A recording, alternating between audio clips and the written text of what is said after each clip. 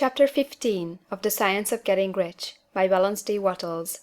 This recording is in the public domain. Recording by Majlinger. Chapter 15 The Advancing Man. What I have said in the last chapter applies as well to the professional man and the wage earner as to the man who is engaged in mercantile business. No matter whether you are a physician, a teacher, or a clergyman, if you can give increase of life to others and make them sensible of the fact, they will be attracted to you, and you will get rich. The physician who holds the vision of himself as a great and successful healer, and who works toward the complete realization of that vision with faith and purpose, as described in the former chapters, will come into such close touch with the source of life that he will be phenomenally successful. Patients will come to him in throngs. No one has a greater opportunity to carry into effect the teaching of this book than the practitioner of medicine. It does not matter to which of the various schools he may belong, for the principle of healing is common to all of them, and may be reached by all alike. The advancing man in medicine, who holds to a clear mental image of himself as successful, and who obeys the laws of faith, purpose, and gratitude, will cure every curable case he undertakes, no matter what remedies he may use. In the field of religion, the world cries out for the clergyman who can teach his hearers the true science of abundant life. He who masters the details of the science of getting rich, together with allied sciences of being well, of being great, and of winning love, and who teaches these details from the pulpit, will never lack for a congregation. This is the gospel that the world needs. It will give increase of life, and men will hear it gladly, and will give liberal support to the man who brings it to them. What is now needed is the demonstration of science of life from the pulpit. We want preachers who can not only tell us how, but who in their own persons will show us how. We need the preacher who will himself be rich, healthy, great, and beloved, to teach us how to attain these things, and when he comes he will find a numerous and loyal following. The same is true for the teacher who can inspire the children with the faith and purpose of the advancing life. He will never be out of a job, and any teacher who has this faith and purpose can give it to his pupils.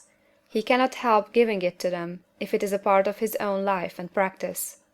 What is true of the teacher, preacher, and physician is true of the lawyer, dentist, real estate man, insurance agent, of everybody.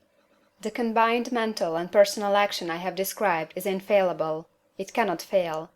Every man and woman who follows these instructions steadily, perseveringly, and to the letter will get rich. The law of the increase of life is as mathematically certain in its operation as the law of gravitation. Getting rich is an exact science. The wage earner will find this as true of his case as of any of the others mentioned. Do not feel that you have no chance to get rich because you are working where there is no visible opportunity for advancement, where wages are small and the cost of living high. Form your clear mental vision of what you want, and begin to act with faith and purpose. Do all the work you can do, every day, and do each piece of work in a perfectly successful manner. Put the power of success and the purpose to get rich into everything that you do. But do not do this merely with the idea of currying favor with your employer, in the hope that he, or those above you, will see your good work and advance you. It is not likely that they will do so. The man who is merely a good workman, filling his place to the very best of his ability, and satisfied with that, is valuable to his employer, and it is not to the employer's interest to promote him. He is worth more where he is. To secure advancement, something more is necessary than to be too large for your place. The man who is certain to advance is the one who is too big for his place, and who has a clear concept of what he wants to be, who knows that he can become what he wants to be, and who is determined to be what he wants to be. Do not try to more than fill your present place with the view of pleasing your employer. Do it with the idea of advancing yourself. Hold the faith and purpose of increase during work hours, after work hours, and before work hours. Hold it in such a way that every person who comes in contact with you, whether foreman, fellow workman, or social acquaintance, will feel the power of purpose radiating from you, so that everyone will get the sense of advancement and increase from you. Men will be attracted to you, and if there is no possibility for advancement in your present job, you will very soon see an opportunity to take another job. There is a power which never fails to present opportunity to the advancing man who is moving in obedience to law. God cannot help helping you if you act in a certain way. He must do so in order to help himself. There is nothing in your circumstances or the industrial situation that can keep you down.